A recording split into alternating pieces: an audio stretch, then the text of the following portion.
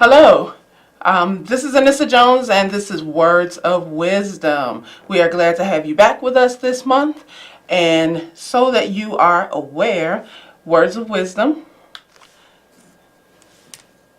Uh-oh, can you see it?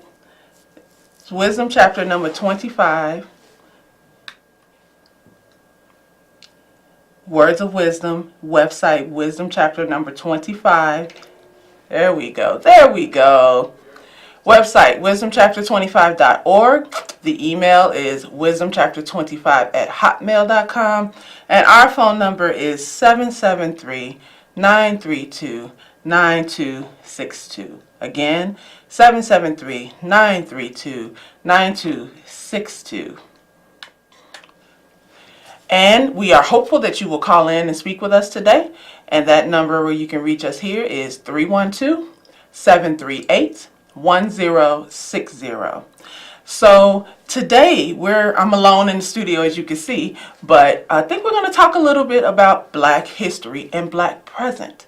It's February, it's Black History Month, and so I think it would be really, really important to ensure that the folks who are watching get a little bit of education about little known Black history facts.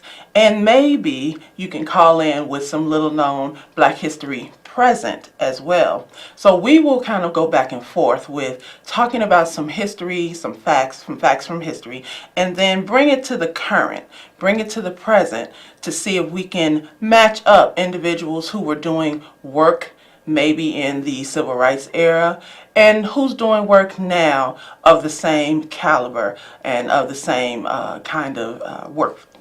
All right, so let me say that history is often reduced to a handful of memorable events. So things like the Martin Luther King I Have a Dream speech, or Rosa Parks not getting up from her seat on the bus. Those are two very famous and kind of iconic times in Black history.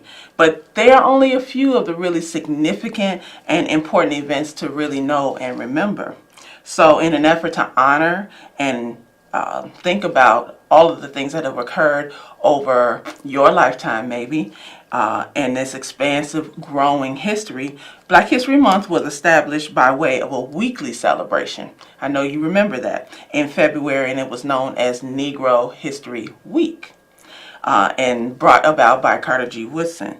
But just as Black history is more than a month, so too are the many, many events and figures that get overlooked during this time. And in our schools, oftentimes, the first time you might hear about some Black history, it starts with slavery. Please don't be fooled. Our people were here long before that time. Long before that time. And while we may not go that far back at this point, I just encourage you to really seek more than is given to you. Seek more than what the school system will give you, because they'll only give you as much as they think that you need to know.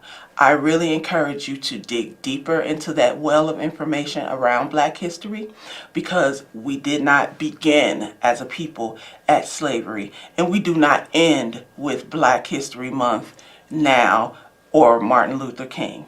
So let's dig into it. Before there was Rosa Parks, do you know who there was? Claudette Colvin. So most people think of Rosa Parks as the first person to refuse to give up her seat on a bus in Montgomery, Alabama. And there were several women who came before her, and one of them was Claudette Colvin. It was March 2nd, 1955, when that 15-year-old schoolgirl refused to move to the back of the bus, 9 months before Rosa Parks. And that is the stand that launched the Montgomery bus boycott. You remember that. Claudette was studying about Black leaders, just like Harriet Tubman, in her segregated school, and those conversations led to discussions around current day Jim Crow laws. And we'll talk a little bit about Jim Crow laws currently, so to speak. But when the bus driver asked Claudette to get up, she refused, and she said it felt like Surgeon of Truth was on one side, pushing her down. So think about Surgeon of Truth in this moment as well. Now, that didn't stop there. She was arrested, she was thrown in jail, much like Rosa Parks. So why has Claudette's story been forgotten? Well, at that time, the NAACP and other organizations felt like Rosa Parks made a better icon for the movement as a teenager. So this is why Rosa Parks is the person that we know about. But now, that's a civil rights activist from, what, the 50s. What about current civil rights activists? Do you know any? Let me give you a couple of names. How about Alicia Garza? Patrisse Cullors? Or maybe Opal Tometi? These are all women who are currently in the Black Lives Matter movement. Yes, that is a civil rights movement. I encourage you to look those names up. I'll repeat them. Alicia Garza, Patrisse Cullors, and Opal Tometi. Black Lives Matter. See, just because it was the 50s and there was a Rosa Parks, our struggle does not end. We have right now individuals who are fighting for the human rights, human dignity, and obviously our civil rights as Black people. So again, this is Words of Wisdom. I'm hopeful that you will call in, talk to us about some of these things. Maybe you've experienced some things in your lifetime, or you know some people who are currently being activists. So you can call in at 312-738-1060. And just to give you a heads up, Words of Wisdom is Wisdom Chapter number 25. The website, wisdomchapter25.org. The email, wisdomchapter25@hotmail.com. And the number, 773-932-9262. Again, call in, talk to us. 312-738-1060. All right. So we've talked a little bit about activists. What about Martin Luther King? Famous, iconic individual in Black history. And everyone knows about the I Have a Dream speech. Did you know that he actually changed that speech the night before he spoke? And one of the people who encouraged him to add some pieces to that speech was Mahalia Jackson. It is said that while he was speaking, someone said behind him, "Tell him about the dream, Martin. Tell him about the dream." And that is when he turned his speech into what I guess is really kind of known as a sermon at this point. And that is kind of how this iconic I Have a Dream speech got built. That is how we know the I Have a Dream speech. And I would just say to you again, I encourage you to look this information up and really understand what kind of fortitude it took for a man like Martin Luther King, a woman like Mahalia Jackson, and others who were around them to come forward and make this kind of speech at that time in this country. Right? Okay. So on stage near Dr. King, this was Mahalia Jackson speaking, and that Baptist preacher preached, not spoke, but he preached, because it was all of the things that he wanted to talk about were really deeply rooted in what we call an American dream, right? What we call an American dream. And you can look up anything about the March on Washington. You could go to pbs.org. You can find some of this information there. What do you know about scientists? So there are very few details that are known about a person named Onesimus, but it was assumed he was born in Africa. And one of the things that he's famous for is the first inoculations, right? Inoculations by a slave. So Onesimus told Mather, Cotton Mather, who was a scientist back in the day, actually no, I'm sorry, he's a church minister, about centuries of old traditions of inoculations being practiced in Africa. And what they were doing was extracting materials from an infected person and giving it to an uninfected person. This is what they do now, right? So if there was chickenpox or smallpox probably at that time, you would make a body immune by injecting them with what the disease was. I know that there's very controversial conversations going on right now about inoculations and vaccinations, I should say. So again, I would take some time and look this information up. So this was the first black person, a slave, who brought and introduced inoculation to America. But what do you know about any current scientists? Well, how about April Erickson? April Erickson is an aerospace engineer. Look her up. What about Agnes Day? Agnes Day is a professor of microbiology at Howard University, and deals with the genetics of breast cancer in women. So when we think about Black history, let's also talk about Black present. We have hundreds and thousands of individuals who have done so much for this country, for our people, around policy, political endeavors, scientific endeavors, obviously. So it'd be important to make sure that not only do we honor those individuals from our past, but that we honor individuals who are right now working to cure disease.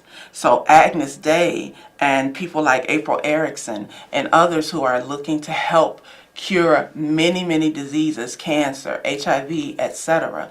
It would be important for us to take our time and honor these individuals and talk about them in schools as well. I don't want people to think that we're irrelevant, meaning Black people, just because something has happened in the 50s or 60s. Think about that and use that information and bring it to the forefront and talk about Black present. Use that information and bring it forward and talk about how we are doing so much work to relieve the pressures of our societal ills right now. Let's see what else we can find about Black history. Little known Black history facts. Now, if you recall, back in the 17th, 18th century, interracial marriages began to pop up between Blacks and whites. And if you remember in, I think it was 1967, Richard Loving and Mildred Jeter, white man, Black woman, were married in D.C., the District of Columbia. And when they went back to Virginia, where they were from, they were arrested and convicted of violating the state's anti-miscegenation law. I might not be saying that right. They weren't allowed to be married as a Black and white couple. They each faced a year in jail, and their case went to Supreme Court, and it is called Loving versus Virginia. Look that up. Now, I bring that up because in our current society, same gender loving marriages, so same-sex marriages, has definitely been a topic, been on the table, right? It is definitely legal in many states, same-sex marriages. But let's talk just a little bit about the fact that it took so long in this country for a Black and a white person to get married. And so just 30 or 40 years later, you have to have the fight around two people who love each other, whether or not they are Black, white, or same gender, are able to be married. So in 2000, Alabama was the last state to officially legalize interracial marriages by removing their bans. But you can read more about that on pbs.org as well. But let's talk a little bit about the same gender loving. You know who created that term? A gentleman named Cleo Manago. He's a blogger, human rights campaign activist. So look that up as well. He coined the term same gender loving. And it would be important, again, to look at the history of the United States and kind of figure out where you fit in. Thinking about all of these little known facts that you might have about Dr. King, or about Rosa Parks, or about Claudette Colvin, or the new people that I may have introduced, Alice Erickson and Agnes Day. So I just say to you, seek more than is given to you, because That is what's going to be important when we're talking about educating our children. They need to know that they are relevant. They need to know that the work that they are currently doing is relevant to their lives. And while they believe that history, that was 50 or 60 years ago, or that was 100 years ago, those things make up who we are as a people. Those are the shoulders that we stand on a daily basis. Those are the individuals who fought daily for our rights to be more than we are. We are contributors to this society. We are not just individuals who take from it. We contribute to the knowledge base of every field, political field, science field, music field, sports field, you name it. We are heavily, heavily involved. So I encourage you again to take a look at some of this information and make sure that you're teaching your children that it is relevant because it is our history. It is American history. All right? Again, this is Words of Wisdom. And Words of Wisdom is Wisdom chapter number 25. It's wisdomchapter25.org. And the email is wisdomchapter25@hotmail.com. The phone number, 773-932-9262. Once again, Words of Wisdom, wisdomchapter25.org, wisdomchapter25@hotmail.com, and 773-932-9262. Looks like we have a caller.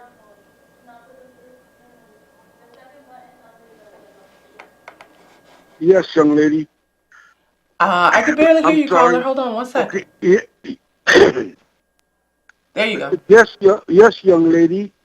I'm a 70-year-old man, and I want to know why everybody thinks that the Honorable former President of the United States, Barack Hussein Obama, was the first black president. Let me repeat. You want to know why people think that Barack Obama was the first black president? Yeah, I want to say this. He's the first biracial president of the United States, but he's not a full-blooded black president. Okay. Biracial president. So why does everybody think he's black only? That's a good question. I would gather that people would tell you that the whole conversation around how much blood it takes to be a black individual might have something to do with that. But you're right, if he's biracial, and but he identifies as African American, so that's probably why most people will say he's our first black president. I think you have to go by what he would tell you.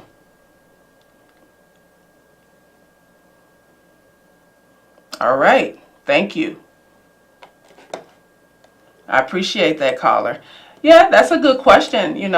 I'm sure that there are a lot of individuals that might wonder whether or not Barack is the first black president. But I don't know that has anything to do necessarily with his skin color, but more about the things that he's done for people of African descent. That's what I would like to call them, people of color, people of African descent. So it's a great question. It's something that you might want to talk about with your family members, whether or not biracial is the right term or African American. But I believe that you have to ask people how they identify, and that is what you determine it. That's what you would call people, okay? At least that's what I think. Let's see if we can find any more little known facts really quickly. Are you familiar with a woman named Betty Boop? Well, what I understand, Betty Boop is an iconic cartoon character, actually, but she was based on a woman, I think her name was Esther Jones. Let's see what my notes say. Yes, yes. And so Baby Esther is what they called her. And she used to use this vocal style where she would say boop, boop, be doop. It was part, yeah, I know that was kind of funny. But she would use that in part of her lines. But Esther Jones was in the 1920s. So let's think about the Cotton Club and all of the jazz performers that were happening around that time. You know, Duke Ellington, people like that. So I think, again, when Betty Boop was introduced, there was a performance by a woman named Helen Kane. And after seeing Esther, that's when they adopted that boop boop be doop. And let's see. Esther was performing in a nightclub, and the courts ruled against Helen Kane, saying that she didn't have rights to that booping style. Now, again, there have been many, many instances of work of an African American being stolen by other people. And again, we have to go back to looking at our roots, making some determinations around what information do we need to be providing to people about our music, our style of dance, our political aspirations, etc. If we can look back and look at a Betty Boop or a Helen Kane as a jazz age flapper, she was probably one of the first and most famous sex symbols in cartoon land at that time, or animation as they might call it now. And while there's been controversy over the years, the inspiration for Betty Boop has been traced back to Esther Jones, and she performed regularly at the Cotton Club. Then you know, some of those clubs kind of exist today, but in different formats, right? Do you remember the Regal Theater here in Chicago? Used to be on 47th Street, I believe, in Chicago. Now it's on 79th, and actually it's defunct. It's not even open anymore. But I remember my parents telling me about some of the folks that they used to go and see at the Regal Theater. The Temptations and the Whispers and people like that. And those are just from the 60s, 50s, and 60s. Imagine what life was like in the 20s, 30s, and 40s in this city, wrapped around music and the jazz age, right? So again, I just tell you, really go back and dig into your history to figure out what we might find. And one more. Words of Wisdom. Wisdom chapter number 25. WisdomChapter25.org. 773-932-9262 and wisdomchapter25@hotmail.com. I think we just have one more minute left or so. And just want to give you one more name. Bessie Coleman, first African American female pilot. Look her up, born in Atlanta, Texas. Now, do we have any current female pilots? I'm sure that we do. But that's the job that I would say you have to do. While we were going back and forth doing Black History Facts, Black History Present, I challenge you to talk to your kids, talk to your family members, make it a game, and see if they can find out who are currently doing the work of curing societal ills. And when I say that, I don't just mean disease. I mean, look at our world. Who is doing the work of helping people of African descent out of poverty? Who's doing the work of human rights campaigning, civil rights activism? Who's doing that work? Who's doing the work in the sports field, in the politician field? Just take some time, take the challenge, talk to your kids, seek more than's given to you in Chicago public schools or in any school. Make sure you hit a library or the internet. It's got all the information that you might need to get this information. So again, Wisdom chapter number 25, Words of Wisdom. We look forward to seeing you again next month. Black History Month Challenge. Take time find the knowledge. Thank you.